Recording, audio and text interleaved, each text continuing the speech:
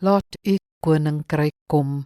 Lukas 11 vers 2 sê, hy het vir hulle gesê, wanneer julle bid, moet julle sê, Vader, laat u naam geheilig word, laat u koninkryk kom.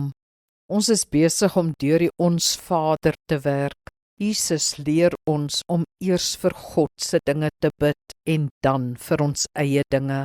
God se eer en koninkryk kom voor ons eie behoeftes. Met koninkryk bedoel ons God se heerskappy en regering, sy koningskap.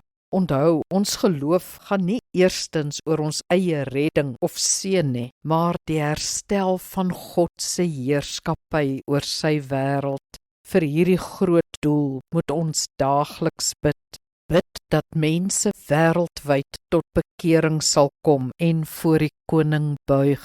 Bid vir sending en evangelisasie.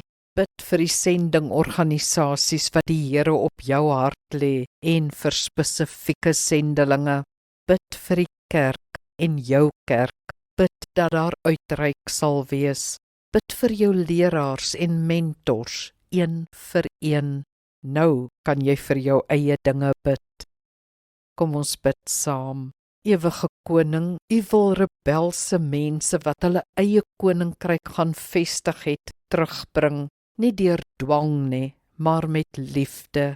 U gebruik u kerk, Here, om dit te doen. Ek bid dat die kerk en my kerk deel sal wees daarvan. Laat u koninkryk kom. Amen.